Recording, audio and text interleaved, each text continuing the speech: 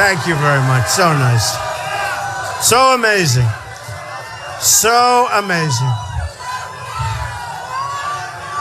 It is so great to be with you tonight. And this was a little tough weather. So a couple of hours ago, they said, Mr. Trump, I think we're going to... What? That's okay. I love you more, okay? Like I say to my son, Barron, I love you. He goes, I love you more, Dad. So anyway, I love you. I do love you. The spirit in these rooms, the spirit no matter where we go is so incredible. And a couple of hours ago, they were saying, I'm sorry, sir, you're going to have to cancel your trip. Can you imagine? They said it's going to be too tough, and too tough. The flying's dangerous. It's not exactly nice outside, right? I said, I can't do that. No, I can't do that. I can't do it. So we got here. It was close. It was marginal, I have to tell you, but we got here.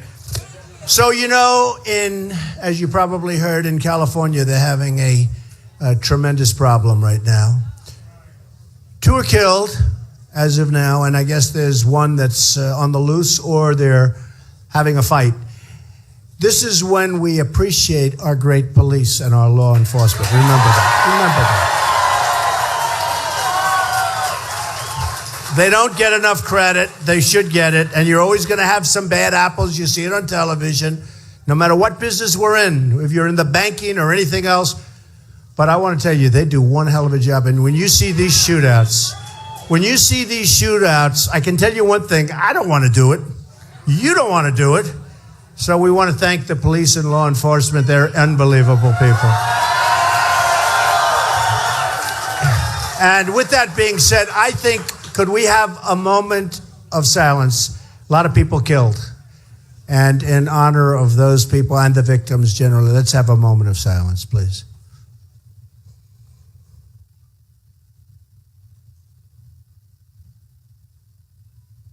Okay. Thank you. Thank you.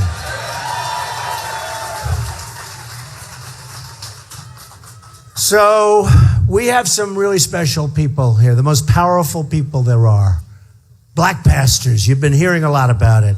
And we had some incredible times over the last few days, and we've had great support. It wasn't covered properly by the press. Never does cover. I mean, they are so dishonest. But you probably read where a large, I don't even know the number, but a large group of black pastors came to see me in New York, in Manhattan, and it was really great. And one of them was Dr. and Pastor Steve Parson, and Steve put together a group of endorsers, all endorsers, and I said, well, you're endorsing me. I'm bringing you up for a couple of seconds. I'm going to say, I don't know if these people want to be preached to tonight. We want to hear about other things, because Steve, can take over the whole night and I'll just leave. That's okay too. But he's a great guy. He was in New York with the others. And I saw him. He's been all over television over the last couple of days, and he is a beautiful guy. So, Steve, come on up with your friends. Come on up.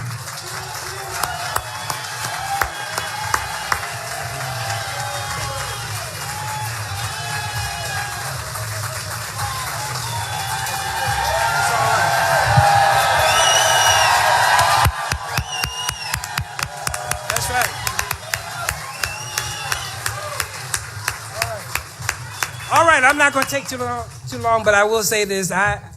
We're a group of black ministers, as you said, and then we have one token brother over there, right? Okay, but I will say this, that people ask me, well, why are you endorsing Donald Trump? Well, my opinion, he's the best and the only one that can beat Hillary Clinton. That's right. Okay?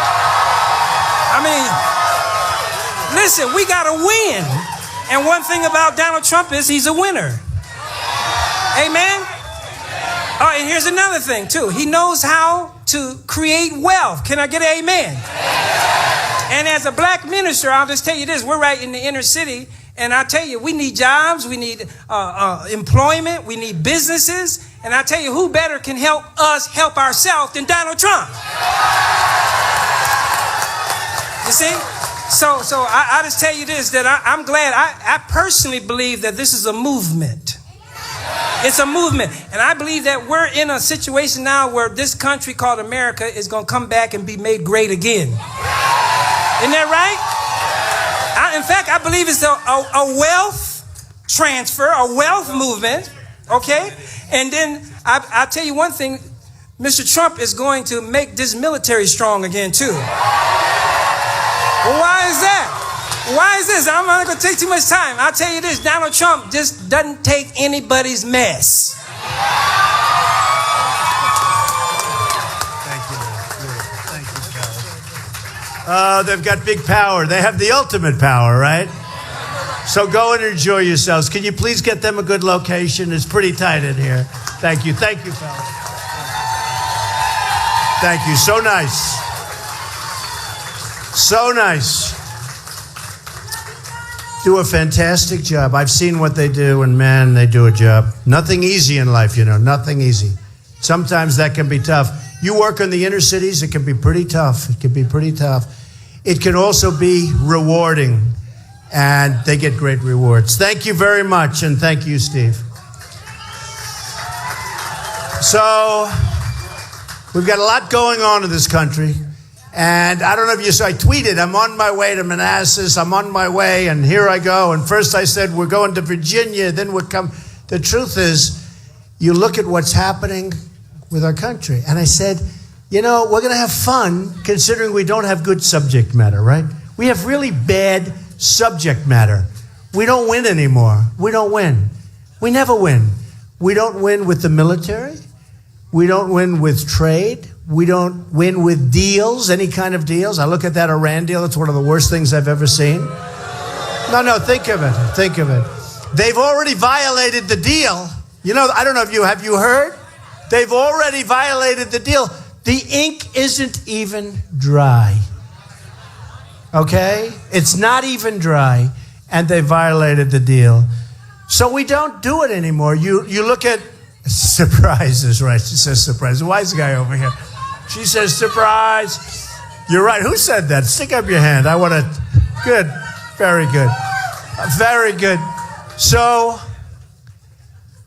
we're going to start winning, and big. We're going to win. We're going to win. We're going to win a lot.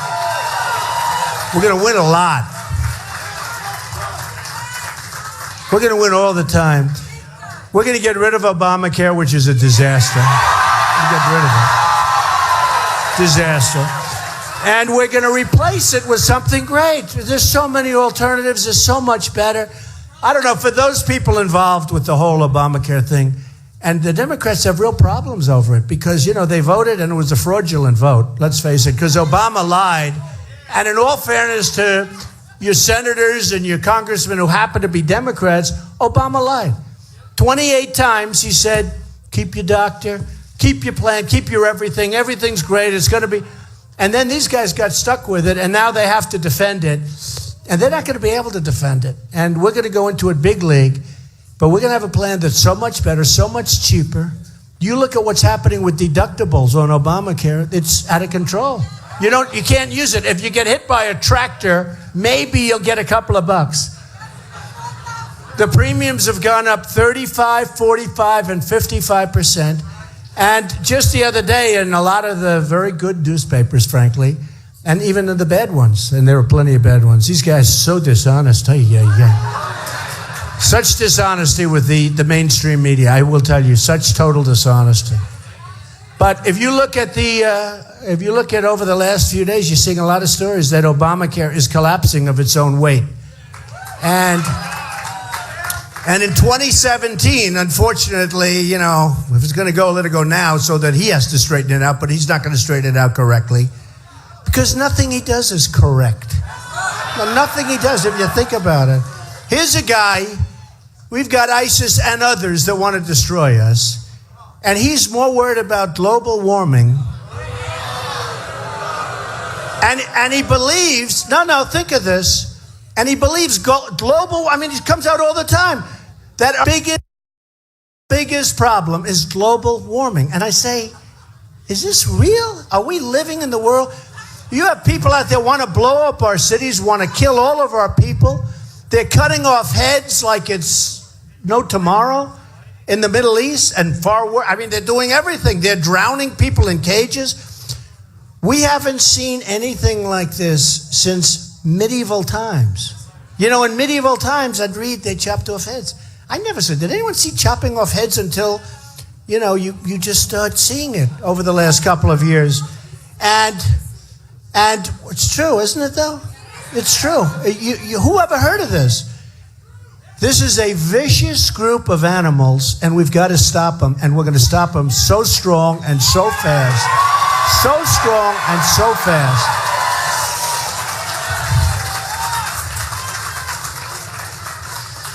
Now, one of the things I want to tell you is, because a lot of you have heard me speak and you've seen it, you know, they're always covered on live television. They get ratings. I speak, they get ratings, okay? They make a fortune off me, and I can't stand them. And they can't stand me. They're always lying and not telling the truth. But they always put me on live television. Nobody else goes on the live television. These other guys running for office, first of all, they don't have crowds like this, believe me. They have, I mean, Bush goes, he has like 59 people. It's true.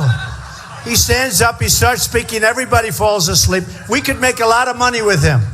We call him Sleep Master. Put people to sleep. And the other ones, if they have 100 people, it's a lot. Every place I go, we have thousands and thousands. This was only restricted by the size of the room, and we have thousands. It's packed. And the fire marshal, I love. Where's the fire marshal? He was so good, because otherwise we're going to have a lot of people standing outside. They're still coming in the back. You're right, man. So, but great people here, great people. But we are going to do something that's so special because, you know, it was just mentioned. They just said, movement? What do you think? Do you think this is a movement? This is a movement. I mean, Pastor Steve said it's a movement. I never told him that. He might have listened because I use the expression sometimes. But this is a movement. I go to Dallas where the Mavericks play. And, you guys like the Mavericks? That's good. It's good players. And the owner, Mark Cuban, has been great. He's been great to us. You know, I'll have to tell you. And he said, you want to use it, use it. And it was like on a Thursday. I said, when? He said, Monday. I said, how many seats do you have? Like 20,000. We filled it up in a day and a half. We had time left over. We had 20,000 in Dallas. We had 20,000 in Oklahoma. We had 35,000 people in Mobile, Alabama. And everywhere we go. And I mean, literally, we go up to New Hampshire. We have crowds that are many, many, many times the size of anyone else. Nobody has even close. Thank you, man. Look at that guy. Huh? Thank you, man. That's cool. And I like your hat. Hold that hat up. Do we like that hat? Look at that. Look at that. And he looks better with that sort of okay head of hair. I wouldn't say I wouldn't say the greatest I've ever seen, but it's acceptable. Hey, hasn't hurt him any. It's really great. Thank you very much. No, it's just an honor to be here. But we're going to be so proud. So I started this whole thing, as you know, in June. And it takes courage to run for president. It does. It takes courage. Especially, I've never done this before. And I'm self-funding my own campaign. All these other guys, they're like bloodsuckers. No, it's like bloodsuckers. These PACs are a disgrace. They totally control the candidate. No, they're a disgrace. And I could have had a PAC. You know, Bush raised $125 million, and he's dying. He's dying in the polls. Rubio, all of them. I won't say a couple of them because so far a couple of them I like, but that'll end because they all have to go through me. You know, they all have. No, it has to end. No, it has to. No, Cruz, as an example, Cruz has been great to me. He's been really nice no matter what. He agrees, everything's good. But at some point he's going to have to say, I got to attack him because otherwise I'm going to come in second place or third place or something. So they've all got to attack. And I love it when they attack, because so far everyone that's attacked me has gone bingo, right? True. They've gone down. They've gone down big league. I shouldn't say this in front of the pastors because they'll say, that's not nice. Is it okay? It's okay, right? They like winning. I mean, it's all about winning. It's really about making America great again. That's what it's really about. So today I read a big article that everyone's afraid to fight me because, hey, look, you look at Perry, very nice man from Texas, right? Governor Perry. And he was so nice to me. Then all of a sudden, one day, I said, he couldn't have said that. He was vicious and violent. Went to Washington, made a speech. The whole speech was about me for like a half an hour. And I had to attack him. And I attacked him very viciously. And I feel guilty. Not really. No, I did. I attacked him, remember, on the glasses? And I attacked him on the IQ, okay? And then you have a guy like Lindsey Graham. He's a sitting senator. And you go to South Carolina. And by the way, his plan, I know so much more than he does. His plan is so bad, it's so stupid. It's so stupid. Remember that in The America We Deserve, I wrote that book in 2000. I wrote about Osama bin Laden. We got to take him out. You got to know where to use your power. And I said, and I don't know how many people saw it, but a couple of the announcers in the morning, they said, wait a minute, that book, what was it written in 2000?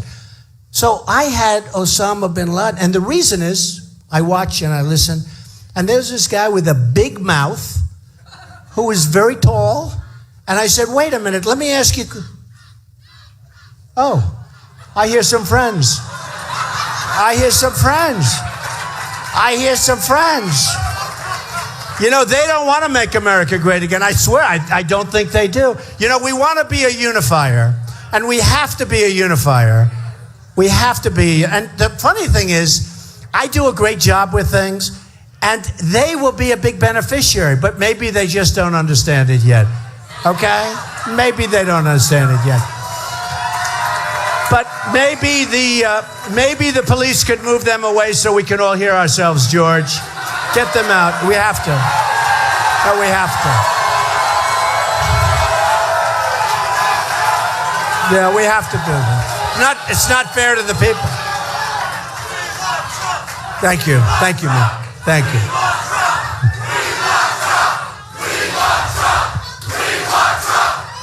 Thank you. Thank you.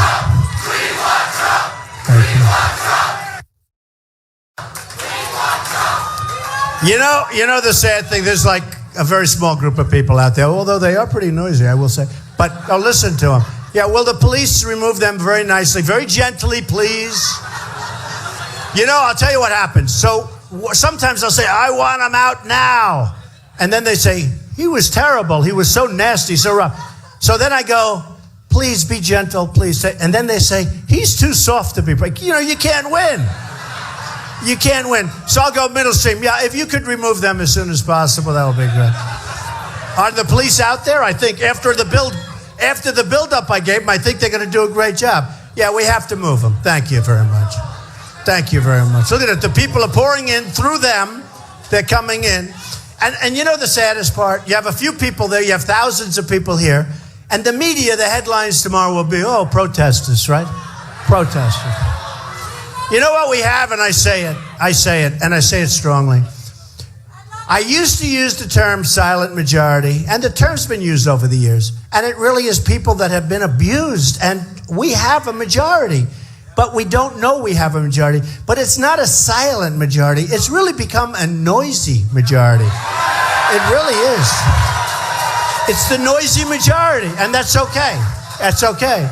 Because that's what we have to be. We have to be heard now, folks, because our country's going to hell.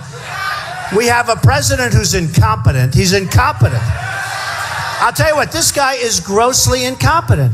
When I watch him taking all of this time, and you know what? I want clean air. I want clean water. I want it to be immaculate. I want it to be sparkling. I want it to be great. I've won so many environmental awards over the years. I'm good. I'm really a great developer. Now I'm a politician. But I'm a great developer. And I've won so many environmental awards. And I'm proud of them. I think it's a great thing. But it's gotten out of control. And this whole global warming thing, they changed it. Global warming, climate change, extreme weather. The reason is it's never sort of working. Now, the extreme weather one's about, that's really got to work, right?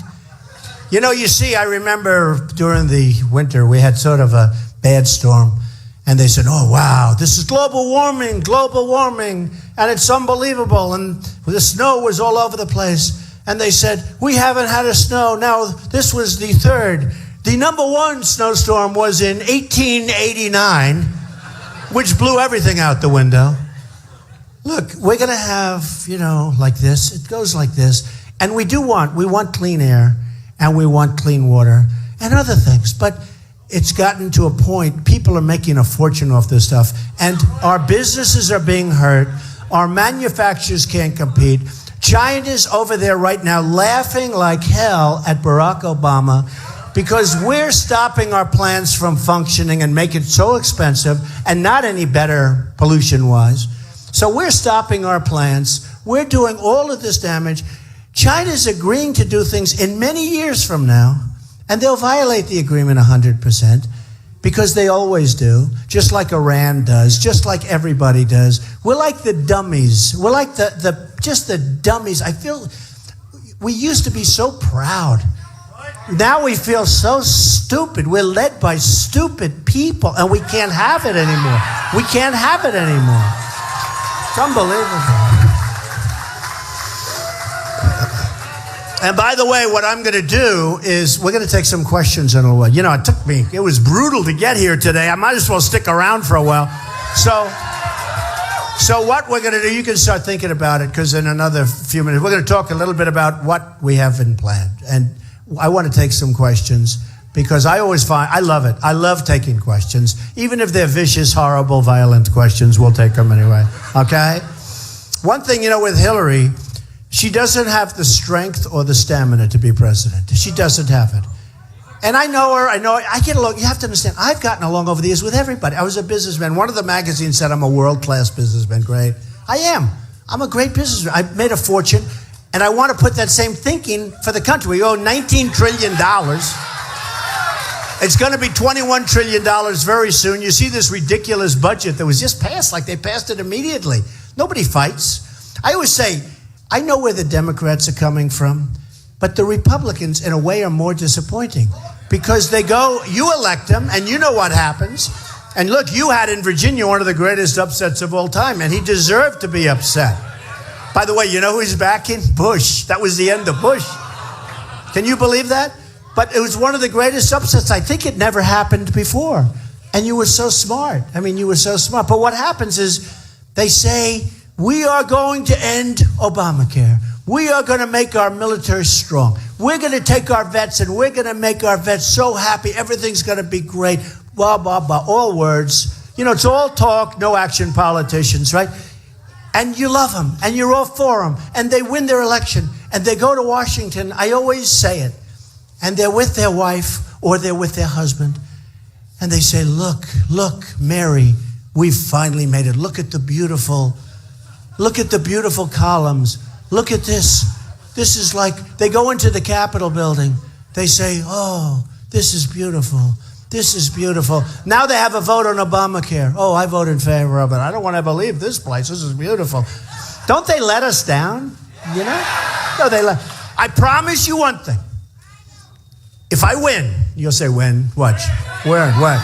That always happens. But I have to start up. Look, I am against 15 guys. It was 17. It was 17, now it's 15. And it's drying up fast. You have guys with 0 and they continue to go along. Tell me, can that be good for them? You have guys like Pataki. He can't get elected dog catcher. You have guys, honestly, that can't even, if you think about it, they can't get 1%, they can't get anything. They actually had one of them down with a 0 and an arrow pointing left, meaning less than 0. It was on television. Now, I think that's a typographical error of some kind, because how do you get less than 0? But it's like, that's what it is. And some of them didn't even register in upcoming states.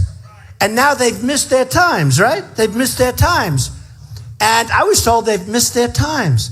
Well, if a guy doesn't want to put up money because he knows he's not going to win, or he can't get enough signatures to register in a Virginia or a South Carolina or a New Hampshire or wherever it may be, but numbers of them haven't registered, why do we allow them to debate?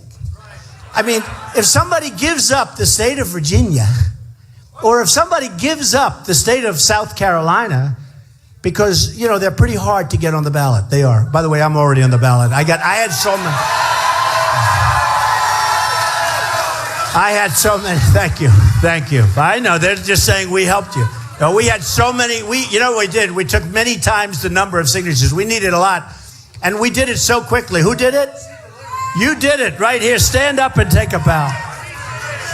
But you know what? And it's true. Thank you, honey. Really great job. I know that. If somebody doesn't get on the ballot, and they can't get on the ballot because they missed their time limit, so that means they gave up, a major state someplace. Why would you let them on the debate stage to waste everybody's time? And they're already at 0 or 1 or 2. Why would you allow them to be on the debate stage? It's not unfair. It's just stupid. It's like, what are we doing? And you don't have time to talk. Mr. Trump, the war in the Middle East, in 30 seconds, sir, what would you do? 30 seconds. And it's funny, on the debates, and I don't know if you've seen this, but I think almost or just about every single poll where they do the online polls after the debate, Drudge, who's an amazing guy, by the way, if you haven't met Drudge, we love Drudge. He's an amazing guy. But Drudge, Time Magazine, Slate, every one of these groups, they're doing these online polls, like 6 or 7 every debate. I've won every single poll in every single debate, and I'm really happy about it. Now, I'll tell you because it's become a big story. So the other day I said, I don't want to brag. Am I okay to brag? Is that all right? So I will. So let's say they would have had a couple of million people watching the first debate, right? And it used to be that these debates, nobody even wanted them. The television, or I think they forced them down their throat. You have to take the debate or we're taking your license away or something, right? So the first debate was by Fox, and they had 24 million people, actually more than that after the final numbers, but 24 million people, which was about the largest in the history of cable television, right? The next one was CNN, where they had 23 million people. Now think of this. CNN's covered some pretty big events like wars and other things, right? In the history of CNN, it was the highest rated show they've ever had. And they made it 3 hours, which they shouldn't have done. Because it was too long. Not for me. I could stand up. I could do this for 20 hours straight. It wouldn't matter. But nobody wants to watch this stuff for 3 hours, especially when 90% of the people know they're doing it. I don't even know why they're doing it, but nobody wants it. So that was unfair. And then when we went to CNBC, where that guy John Harwood, what an idiot he was. No, right? No, how bad. He's not even a professional. And I have to tell you, for 4 weeks before that, he was so nice to me. Oh, Mr. Trump, oh, you're so wonderful. Mr. Trump, you're great. And then he comes out with a question. He reads it, Mr. Trump. And, he reads a wise guy question. I said, that's not a very nice question to start off the day. But they wanted 3 hours because advertising sells for so much now that they make a fortune. And I said, I'm not going to let them have 3 hours. I'm not going to let them have it. And everyone said, these same people, they said, oh, you'll never be able to stop them. And I said, yes, I will. I stopped him. I think it took me, what do you think, Corey, about 3 minutes? No, I said, I'm not going. And I have to tell you, Carson said he'll go along with it. So that was very nice, Ben Carson. And he said, I have to give credit where credit is due. Because I've been a little bit rough on him. But I have to give credit where he came along and he said, I would go along. And just so we went in, and I said, the two of us, we're not doing it. And they folded like an umbrella. It took 2 minutes. So now my big thing is they all say, you can't get Mexico to pay for the wall. Try it. Try it. We're going to build a wall.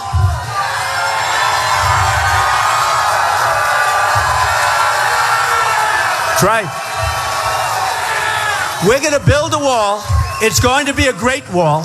It's not going to be a little toy. We'll build it not for a lot of money. In China, they built the Great Wall of China 2,000 years ago. It's 13,000 miles long, okay? This is serious walls, all right? In our case, we need really 1,000 miles. It's 2,000 miles, but some is natural borders, natural barriers, which are pretty good. Not as good as the wall, but you know what? Let's use it, right? So we're going to need about 1,000 miles. And think of it. So we're at 1,000 miles. China's at 13,000. Theirs was 2,000 years ago. They didn't have trucks. They didn't have tractors. They did it the old-fashioned way, right? And they got it done, and it is a big wall. So what we have is we're going to build a wall, and we're going to stop people from coming into our country illegally, okay? We're going to stop it. It's time. It's time. And if people want to come in legally, we want them to come in. They have to go through the process. And if people want them to come in now, when I first mentioned this, all of the other candidates, again, we started with 17, now we're down to 15, but they're going to start falling like flies. You watch.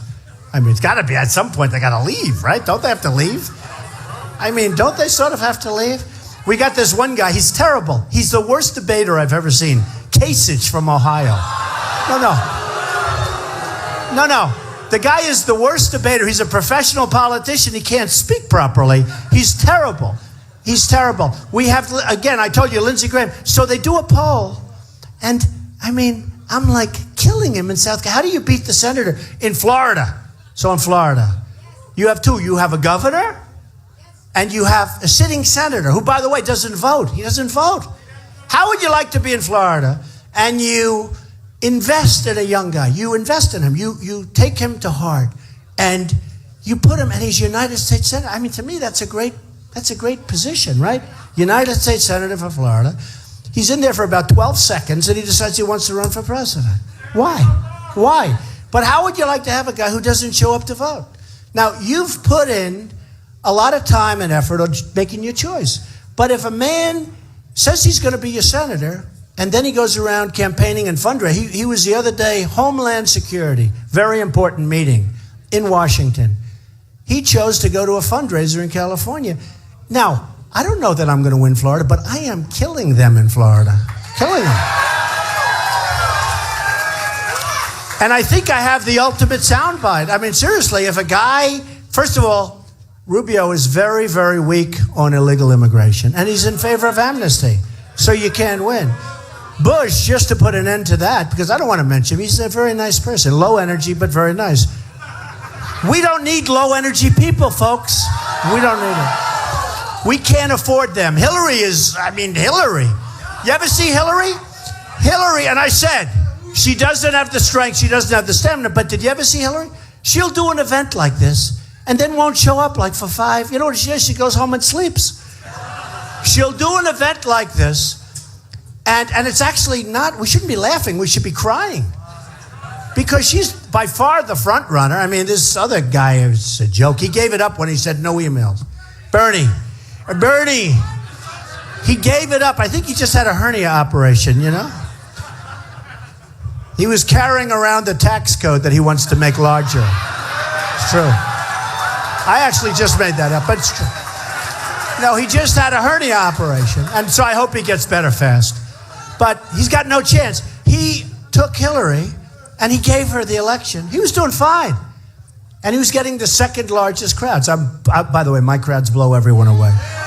You know what's sad? I was in Sarasota the other day, Florida, and what a great place. And we had a time, you wouldn't believe it. It was 12 o'clock, football games, everything going on. We had 12,000 people. And I don't ever say how many people. I let the government say it now. Because we have amazing Secret Service people. We have amazing people that work here. I let them say it because every time I say it, if I'm off by 3 people, they make put headlines.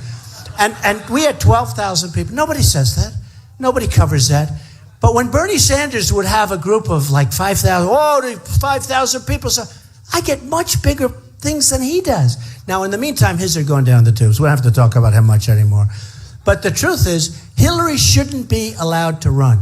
Because what she did is illegal. What she did is illegal.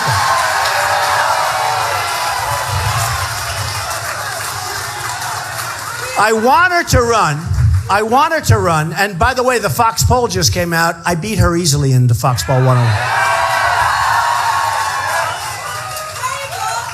You know, I can't believe it. I had this whole thing, and I never mentioned polls tonight. Can you believe that, though? I'm so sad. Usually I start off by saying, and then everybody says, including the press and my opponents, he always talks about polls. You know why? Because I'm winning all of them. Well, if I were them, honestly, if you think about it, one of the major mainstreams asked me not so long ago, they said, why do you always talk about polls? And I never thought of the question. And I said, I don't know, because I'm winning. I'm winning every poll. It's good to talk about them. I don't know who the hell knows what they mean. I think they mean something, right? It is sort of strange. You know, they interview 392 people and they say with certainty that you're plus or minus 3, and it's sort of an amazing thing. I studied it at Wharton. I guess it works because, you know, frankly, there's something going on. But then when you have many, many, many of them, and I'm number one in every single one, and number one in every single state, and number one, I mean, you look, Iowa, number one, New Hampshire, number one, South Carolina, and big margin. They got to really work hard to catch me in New Hampshire, let me tell you. Those people and the people in Iowa, these are great people. And then you go down, South Carolina, tremendous. And then we go to Nevada, tremendous. And in Nevada, I win the Hispanic vote, okay? They do. And I've always said I'm going to win the Hispanic. Because I'm going to bring jobs back. I'm bringing jobs back. I'm bringing them back from China, and I'm bringing them back from Japan, and I'm bringing them back from Mexico, and I'm bringing them back from Vietnam and every place. We're going to have jobs again. We're going to have jobs. You know, the number one, and I'll probably get it tonight so I can maybe just avoid this question, but the number one question I get, I go around, I see a lot of different places. I use a lot of college auditoriums and all, because the crowd sizes. And a lot of students come up, Mr. Trump, what can you do to help us? We're choking. They're choking with debt. And the biggest thing they're choking with, they then go for 2 years or 4 years to college, and they can't get a job when they get out. And they're good students at good colleges, and they can't get a job. It's one of the most heart-wrenching questions I get. And you see these students, and they're borrowing money from, and you know, to a large extent from the federal government, where it's the only thing, it's just about the only thing the federal government makes money with is student loans. Maybe that's the only thing it shouldn't be making money with, you know, if you think about it. But we're going to do something with it. And, you know, I don't know what's going on with the colleges, but those colleges, they're going up like a skyrocket. You know, things are sort of even. Nobody's going up at the colleges, so somebody's doing something wrong. And one of the reasons the colleges go up is because the federal government pays for the students, but the students can't afford to pay that much. And we got to look a little bit into the colleges. Why are they going up more than anything else? They must be making a fortune. Let's buy a college. You want to buy a college? Don't buy. Don't buy. But there is something going on. But one of the saddest things is when you see these students, and the worst is they're really good. And I mean, I've met so many of them, and I feel so badly for them. But it gives me more inspiration because I'm going to create the jobs. They can't get a job when they graduate. They can't get jobs. And we're going to change that around. When they go through college and they do a good job, and especially for the good students, you know, you have students that work really hard to be good students, and then they can't. They come out. They come out and they can't find anything. They don't know what to do. And then they owe money to the federal government and to everybody else. And they've done everything they can to get through that college. We're gonna start winning in this country, and we're gonna start helping them out. We got to help them out. You know, I always talk about the vets, and everybody knows I have a great vet plan. Nobody treated worse than the vets. Illegal immigrants are treated better than our vets. I'm telling you. No, they're being treated better than our vets, and that's going to end. We're going to treat our vets. We're going to treat our vets good. And I put in a policy plan a couple of weeks ago. I was on a great ship, and it was an amazing day on the Wisconsin, and we put on the battleship. I said, can we use this? Look at the ship. You can't build them like this anymore. They sort of didn't give me the answer, because that looks like an awfully, I love renovating. You know, I love buying a building. The foundations are there, the structure's there, the outside is there. Have to replace windows sometimes. If you can keep them, you keep them. Like I'm doing the old post office in Washington. You know, yeah, that's right. You people would know it. One of the most beautiful buildings in Washington was a disaster for 30 years. Put it out to bid. Think of it, in the Obama administration, Trump got it. Am I a good deal maker? Okay. One of the most sought-after properties in the history of the government services, you know, GSA.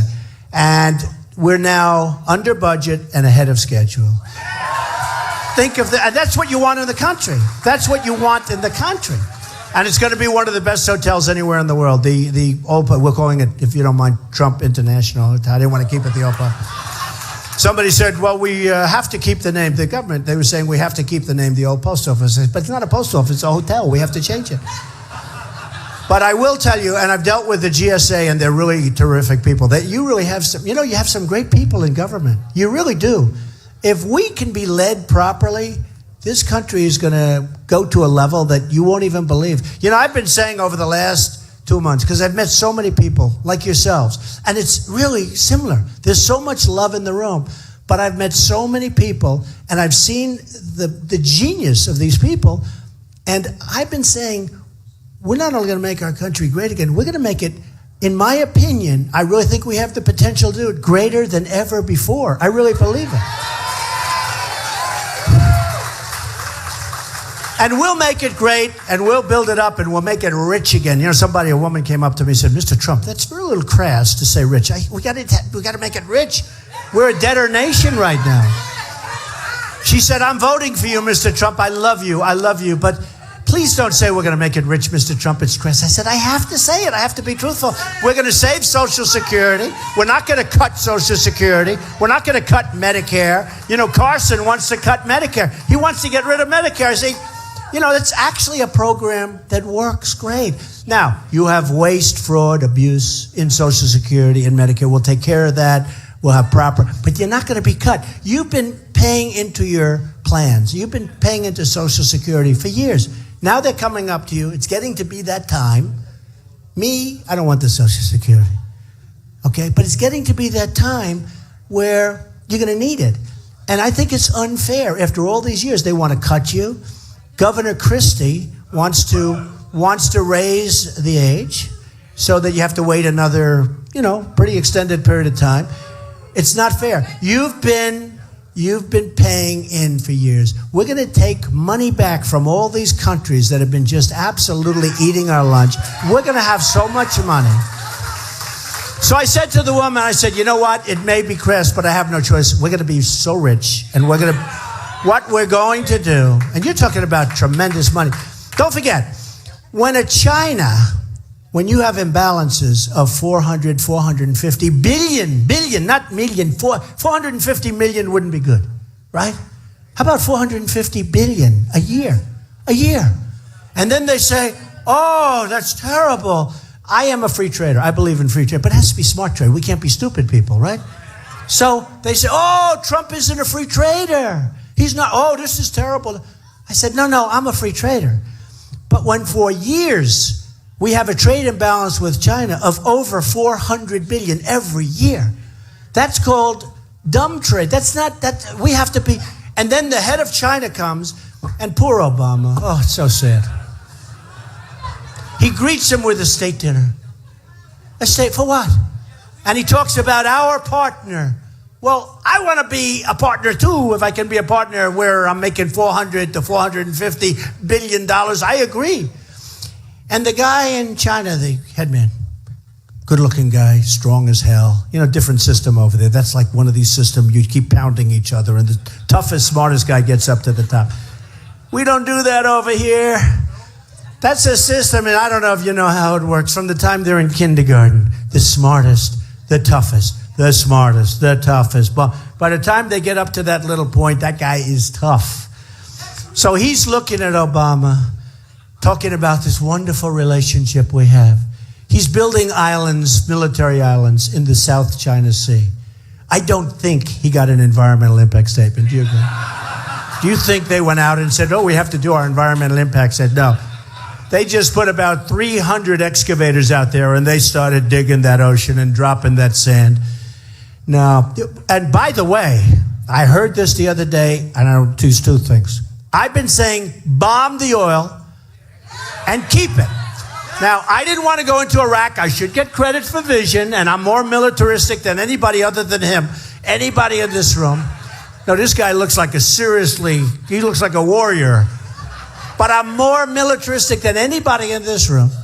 But I want to build that military so strong. But I've been saying, don't go into Iraq. And in 2003 or 4, a delegation came from the White House because they get a lot of publicity for whatever. Even as a developer. Then I do The Apprentice. That was a huge hit.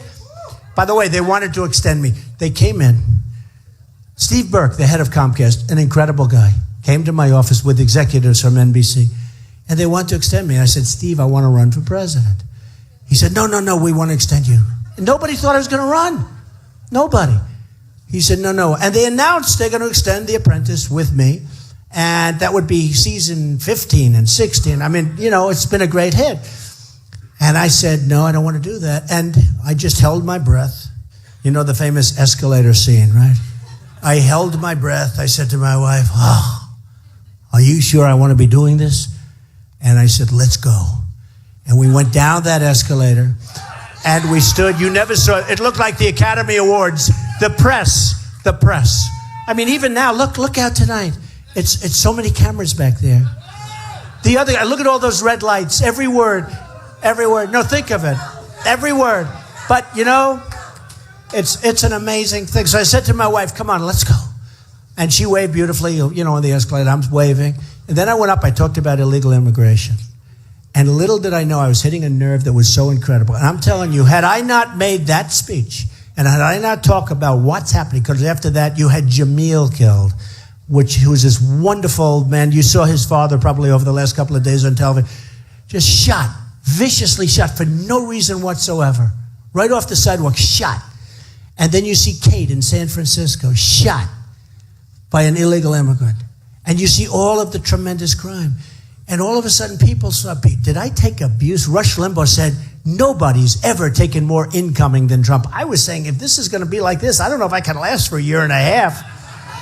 This is a lot of incoming. I never heard that term with respect to the press or the PR.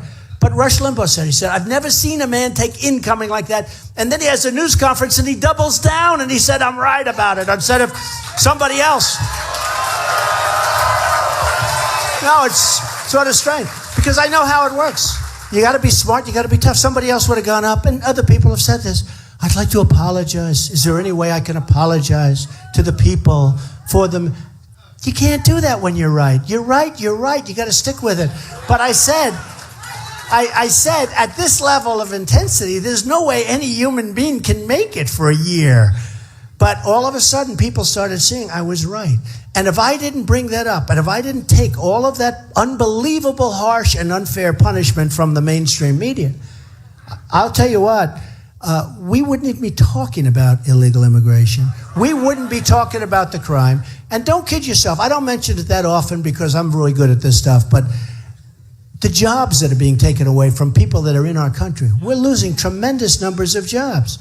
So we're going to change that whole system. It's going to be changed. Remember this. You have to give points for vision when you elect somebody. I think I have everybody in this room, I'm pretty sure. Do I have everybody? I think so. I mean, I leave these places and they'll say, well, they're there because he's a great entertainer. I'm not here to entertain, folks. I'm not an entertainer. But a lot of I'll read stories like, the people in the room are there because he is a wonderful show and a wonderful entertainer. And that's not the reason you're here. You're here to vote. Please don't waste my time with the entertainment stuff, okay? I'm not an entertainer, believe me. I'm somebody that knows how to get things done. I'm a guy that's won all my life, whether it's The Apprentice or whether it's business or whether it's The Art of the Deal, one of the biggest selling business books of all time. I think the biggest, but I want to say one of the, if it's three short, I'll get killed if I say the. But I think it is the biggest selling business book. I mean, that's what I do. We got to win. We can win together. One of the things, vision. I've been saying, right? Take the oil, take the oil, take the oil. We shouldn't have been there. Iraq, Iran, fighting their whole lives, everyone. They always fight. They love to fight. We want to rebuild our country, right? Fight. We built a gas station. Did you see the gas station? Cost $43 million. And then it didn't work. Okay? And yet if we want to spend $2 in this country, we don't have any money. If we want to build a school for his children, we don't have any money. If we want to fix up our roads, they're decrepit. Our bridges are falling down. In China, they're building bridges all over the place, okay? So I said, take the oil and keep it. We shouldn't have been in Iraq, but take the oil. Because if you don't, we've spent $2 trillion, thousands of lives, the wounded warriors, and we give some of that oil to the families of the people that have lost their kids.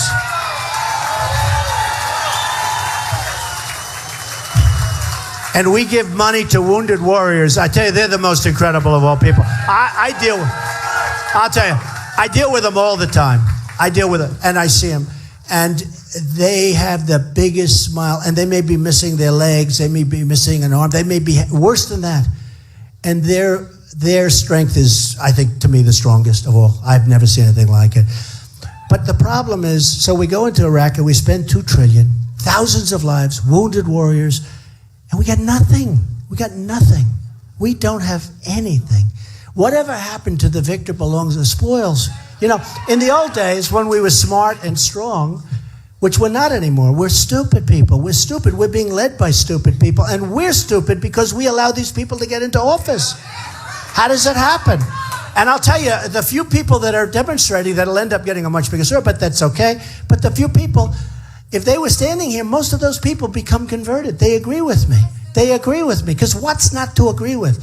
What am I saying? I'm saying common sense. I'm saying a little business. I'm saying a lot of heart, because I want to take care of people that can't. You know, there are going to be people that can't afford anything. You can't let them die. We're Republicans. You can't let them die on the street. Somebody will say, oh, Trump said something that's not Republican. He says he wants to help people that don't have any money. What are we going to do? Let them die on the street? It's not so bad. It's not so much. We'll be able to do it. But we'll get great plans and everything else. But if you think of it, what am I doing? I'm saying we're going to fix our country. Why are liberals or why are Democrats opposed to that? I don't think they are. I really don't. Now, there's some bad people and it doesn't matter. But I don't think they are.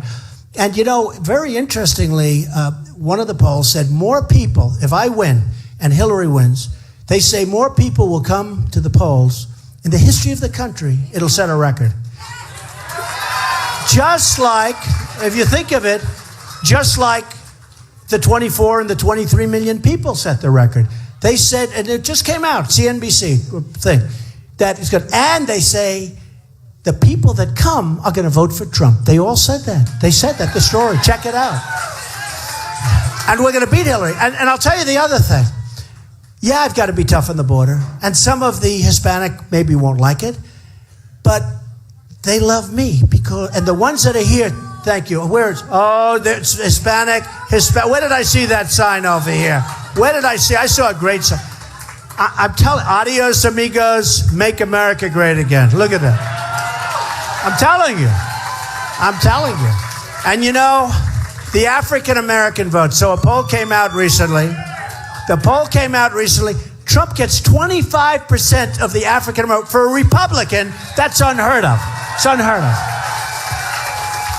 And one of these commentators who's like devastated, because a Republican would normally get what, 5 or 6%. What do you think, Steve? Like 5 or 6%. So I have a poll that said, I mean, I don't think these pastors are going to be standing up with too many other candidates. Do you agree with that, Steve? You know, I don't think so.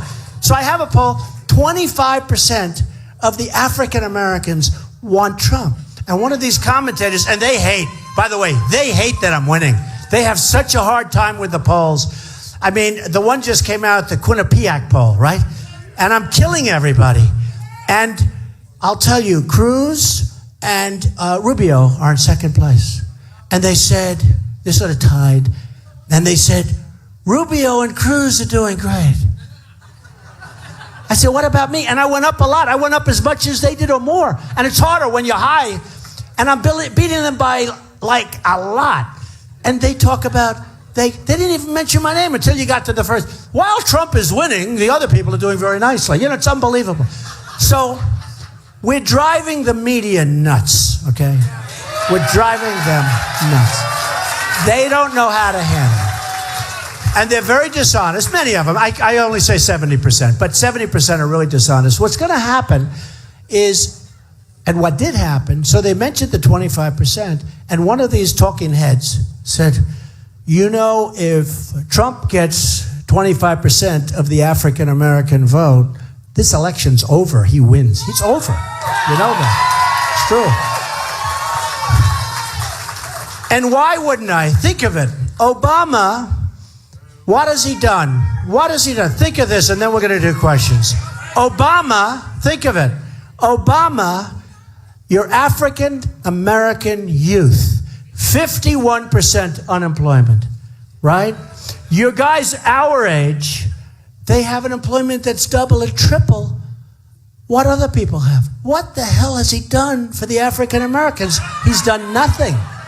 He's done nothing. I don't think he cares about them. I think he's done nothing. It's all talk. It's all words with this guy. He's an unbelievable divider. I thought he'd be a great cheerleader for the country. That's one thing I thought. I said he'll unify the country, and he's really divided the country. He really has. And we're going to unify the country. And we're going to do amazing. We're going to set records with the African American vote. I mean, honestly, for Steve and the group to come up here, that was such an honor for me tonight. It was such an honor. Such an honor, and we appreciate it. So all of the things that I said are true. And just to finish before we do some questions, if you were with me 2 weeks ago, I was much different. I was talking about China all the time. And I was talking about trade, and I'm telling you all the bad deals and that our companies are all leaving, which is true. And they're moving to Ireland, and they're moving to other places. And we have $2.5 trillion offshore, and we can't bring it back because our tax laws are so bad. And by the way, my tax plan, I'm cutting middle-income families' taxes to the lowest level that they've been in years. Because we have been destroying our middle class, which built this country. And I'm cutting companies' taxes and corporation taxes and small business taxes down to 15%. Right now, it's the highest it's ever been. Right now, we're #1 taxed nation anywhere in the world. Anywhere in the world. And I'm bringing it down to I'm not exactly the lowest, but it will soon. I think we can maybe do that. But I'm bringing it down to one of the least taxed business nations in the world. So the middle class is going to be taken care of. We're seriously simplifying our code, so you don't have to spend your money at H&R Block and spend a lot of the money that you're making doing this complicated code. And we're going to do some things that are going to be amazing. And we're going to have a dynamic economy. And this country is going to be rocking and rolling, and it's going to be something special. This country is going to be something so much more special. It's already special, I have to say, but it's going to be much more special. And it's already great, but I mean, we're talking about really great. And remember this. We have a great country. We have a wonderful country. We love our country. But it's really at the tipping point. It's not going to be there for us much longer. It's not going to be great much longer. It's in big, big trouble. We're not going to let that happen. Okay? All right? So let's now take some questions. Come on. Give me some good ones. Come on. Hello, Dar. Do you have a question? These people did such a good job with my road. They had so many votes. They had, what do we need, like 5,000 signatures? And you put in 4 or 5 times. How many? 16,000. The people at registration said, we've never seen anything like that. You know, it's nice because with the kind of people I deal with, if they find mistakes, so when you have 15 or 16,000 and you need 5, they're going to have to find a lot of mistakes, right? Thank you very much. So do you have a question to ask? Do you want to make a statement? You did such an amazing... I just wanted to let you know, Mr. Trump, that the citizens of Virginia and all the Hispanic community that I represent love you, respect you, and are going to vote and support you. Oh, thank you. Thank you. Thank you. Thank you very much. So nice. Okay, let's go. Have a question. Go ahead. Wherever you want. Go ahead. Okay, a young man. Come on, young guy. So, you're going to build the wall? What's it going to be made out of? Oh. Hey, that's a good question. Lift him up here. Bring him up here. Come on. Come on. So cute. Come on up here. Come on up. Come here. This is such a great question. Ready? Are you ready? What are the walls going to be made of? Hello? Go ahead. Ask the question. What are the walls going to be made out of?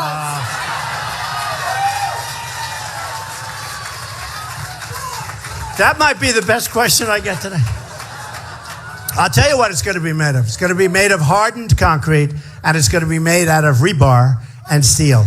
And, you know, it's so easy. That's what I do. I mean, that's what You ever see parking plank where they set plank and it goes 90 feet long? You know how long 90 feet? If you're 90 feet up, you don't want to come down. You want to come down very gently. Did you ever see the walls they build now? They're this high and they drive trucks over them, right? They build a ramp and they take trucks with drugs. And we get the drugs and they get the cash. Not good. There's not going to be any trucks driving. So it's going to be made out of concrete, rebar steel. And we're going to set them in nice, heavy foundations. And one of the reasons the wall wasn't built, because a lot of people like the wall, but they couldn't figure out how to do it. And this is hard to believe, but true. Hey, was I right about New Jersey? Was I right? Do you see it all right? Oh, there's another one. I took such heat. And all of a sudden, over the last couple of days, reports start coming out. You know, Trump is right. I saw it. I get hundreds of calls. And now even some of the mainstream has been saying it. So I'm very proud. How many people would have taken that abuse without saying, oh, I'm sorry? Okay. They're all said, apologize. I'm right. There's a lot of hatred going on. We need vigilance. That's where it started. We need vigilance. We can't let this happen. They can't blow up our buildings. They can't cut off our people's heads. They can't do it. Or other people's heads. But they can't do it. Okay, let's have a question. Go ahead. Thank you, Mr. Trump. We love your tone. Tone, yes, famous word. That's tone. Right. You're right. In 92, when Ross Perot ran, he said, should lightning strike and I get elected, the first 100, we're not going to wait 100 days to start doing something. We're going to do something day one. What are you going to do day one? Okay, let me judge, because Ross Perot, who I haven't known much, I know his son, he's a good guy. He made a big mistake. He quit. Then a week later or whatever, he said, oh, I made him. And when he went back, it was over. But he was, he had a certain style. And I studied it very closely. And number one, it's really better to run as a Republican. I will tell you that. And I want to run as a Republican. And I'm leading by so much. The question was asked before, would you ever run as an independent? I don't want to do it. I just want to run and win as a Republican. We're there. We're this close. We're this close. We're going to probably run against a woman who can't win. Her whole life has been corrupt. It's been corrupt. She's not going to win. So in the first 100 days, we're going to knock the hell out of Obamacare.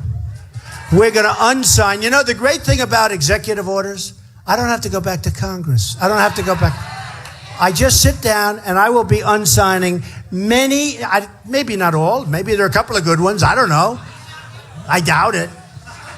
But we're going to be unsigning a lot of executive orders, especially his order that basically lets anybody they want just pour into our country. That's going to end. Okay? All right? And just to add, we're going to start immediately working on Social Security, immediately working on Medicare so that we really make it strong. We're going to bring great things back into this country. You're going to be so proud of me. He's got that Trump shirt on. You're going to be so proud of me. Thank you for the question. I appreciate it. You'll be very happy. Okay. Go ahead. Go ahead, ma'am. Mr. Trump, can you talk about Israel and your relationship with that country and their Sure. leader? Well, I love Israel, and Israel is our real strong supporter if you look at what's going on. And I'll tell you what. And I will say it here. My people say, oh, don't say, but very soon I'm going to Israel, and I'll be meeting with Bibi Netanyahu, who's a great guy. And he asked me to make a commercial during his election run. I made a commercial. I said nice things about him. He's a good man. He's worked very hard. He has absolutely no support from President Obama. Absolutely none. So I will tell you, I am very, very, very pro-Israel. Okay? Okay. Okay, question. How about the young man in the green shirt? Go ahead. Young, strong guy. Go ahead. Thanks, sir. As a veteran and a small business owner, you got my vote. Are you a veteran? Yes, sir. Wait a minute. You're a veteran? The guy looks like he's 20 years old. Wow. But you're in good shape? Yes, sir. Yes, Did sir. you have any problems or difficulties? No, sir. No. All right, good. So you're a very healthy vet. And we have plenty of healthy vets, too. We have a lot of vets. I don't want to mess around with them, right? Okay, so go ahead. My question is, what are your plans for the VA? I know there's been a big mess with that past Right. year, so what are your plans for turning that Okay, around? so I put in a big plan on the vets, and people are loving it. And as you know, about 3 months ago on a Wednesday, they announced that in the history of the Veterans Administration, which is very corrupt, extremely corrupt, and you have some great doctors in there, by the way. I mean, I'm going to give the good and the bad, but you have administrators that are a disgrace. And the waiting times and the problems. And people are waiting 5 days, 6 days in a waiting room to get in. And in the history of the VA, it's the longest, you saw that 3 months ago, it was the longest wait in the history of the VA. That's over. And I put in a plan that's much more complex than this. But basically, we have doctors that aren't doing well because of Obamacare. We have a lot of people that aren't doing. I have a friend who's a doctor. He's going to be quitting. He's going to be like you. He's going to retire out at a young age. But he's going to be retired. And he said, I have more accountants than I have nurses. He said, it's so complicated. It's so horrible. The paperwork is so terrible. I don't feel like I'm a doctor anymore. So we have doctors that have plenty of open time. We have private and public hospitals all over the place that aren't doing well. And we're going to let those vets, instead of standing in line and dying. By the way, you saw the numbers. People die waiting to see a doctor. They're dying. Hundreds of thousands. I couldn't believe it. The numbers are incredible. You know, you'd think 1, 2. But the numbers are incredible. Thousands of men and women waiting for a doctor. Maybe a simple procedure. Maybe a pill. They end up dying. So we're not going to have that anymore. The vets, remember, they're our greatest people. They're our greatest people. I wouldn't be here. Most of these people wouldn't even be here. So it's true. Come on, for the vets. It's true. It's true. So we're having a simple plan. You have hospitals across the street they're looking for business, right? Well, look at her. You're not a vet. What do you do? Okay. Oh, no, what do you do? Okay, 1 second. So you have hospitals across the street. You have doctors, right? You're going to get out of there. You're going to see the doctor, see the hospital. We're going to pay for the bill. It's much cheaper, and everyone's going to be happy. It's so much cheaper. So we're going to use that hospital that's looking for some business. We're going to it could be private. It could be public. We're going to use doctors that are looking for business. We're going to pay the bill. It's going to go quickly. And believe it or not, it's going to be much, much cheaper than what we're doing right now. And what we're doing right now is insulting. Okay? Okay. Go ahead. You're a designer? Oh, I didn't think you were a vet. You didn't look like a vet. No, I'm not a vet this time around. Go ahead. So I'd like to say that Americans are winners. Americans love winners, and that's what you are. So. Oh, thank you so much. Thank you. Well, how nice. How nice is that? Thank you, darling. That's so nice. So my question is, the future of America looks beautiful with you. And understanding the whole thing with trade with China, I'd like to see more made in America labels, apparel. If you look around, all of you are wearing. That's great. Come on up. Get her up here. She's so nice, so beautiful. Come on, get up here. You work it out. Come on, get up here. So nice. What a nice question. But you know what? What she said is so important. Do you remember the old days when some of us were young and some of us weren't even born when I'm talking about? But we used to have a sticker, made in the USA. That meant quality, right? And if it said made in Japan, it was like no good. It was like terrible. Now it's reversed. You don't have it anymore. We had those stickers made in the USA, and that meant super, super quality. I just want her up. I thought she was so fantastic. Come on over. Believe me, if I didn't like the question, folks, she wouldn't be up here. She wouldn't be up here. So nice. Don't worry about that. Don't worry. Come on up. Look at her. She's got to work to get up here. I'll tell you. Secret Service, when you hit number 1, all of a sudden you have a lot of protection. Nobody can get up. Come on up here. Look at this.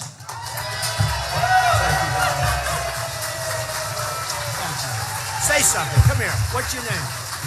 My name is Colette. Beautiful. My name is Colette. You're beautiful. And I think he will definitely make America truly beautiful and great.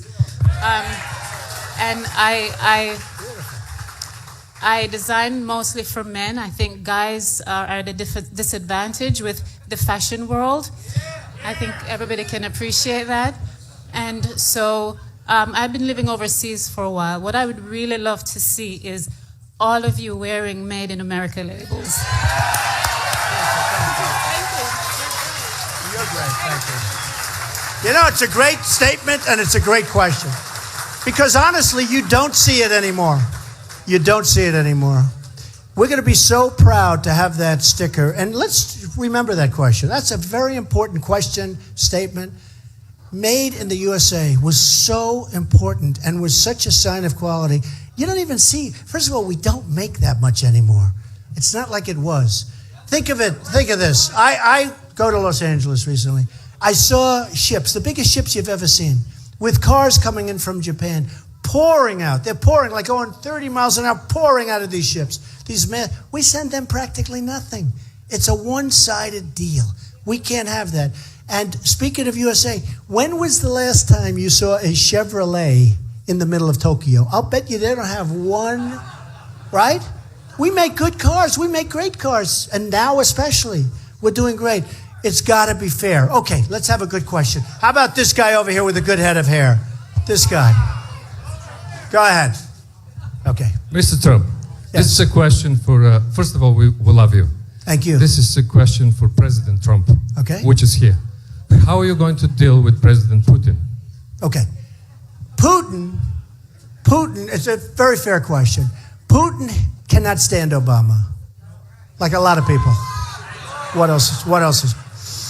And, you know, recently I was on 60 Minutes. They interviewed Putin, and separately they interviewed me. We got very high ratings, so I feel he's my stablemate, all right? Putin, and I said this a couple of months ago, when he started bombing, I said, let him bomb. Let him bomb. The problem our country has is we don't even know who we're fighting.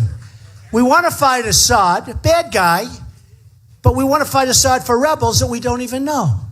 Now, if we fight Assad, we're fighting Russia, we're fighting other countries. Maybe we end up in World War III. Who the hell knows what happens, right? But Assad's bad, but the rebels could be ISIS. We have no idea. A general told me we have no idea who they are. We want to give them billions and billions. And what's going to happen? Let's say they take over Syria. What the hell? We don't know what's going to. It's going to be turmoil. We've got to fight ISIS. And I love that Russia is dropping bombs all over ISIS. I love it. I love it. Okay? I mean, we have a president, he doesn't even know who to fight. How about this? 2 weeks ago, he says, we're sending 50 men, and maybe women, I don't know. I'm surprised he's not more specific. Should have been more specific. But we're sending 50 men over to Syria, Iraq. I don't think he even knows where they're going. Now, why does he have to talk? Why does he have to say it? Why does he have to stand up and say we're sending? Those people have a target. These are our finest. These are our greatest soldiers, right? Why do we have to do that? Why does he have to open his mouth? Why can't he send them and be quiet? Okay? Now he just announced that they're sending another small group over. Today or yesterday, they just announced, we are sending more. So these guys, small numbers. Frankly, I think the numbers are so small that if you're going to do it. Okay? But the numbers are so small, I don't even think it's a good PR move, frankly. But we're sending men over to fight. Now, the enemy is not stupid. They are not the JV, and they are not contained. Do we agree?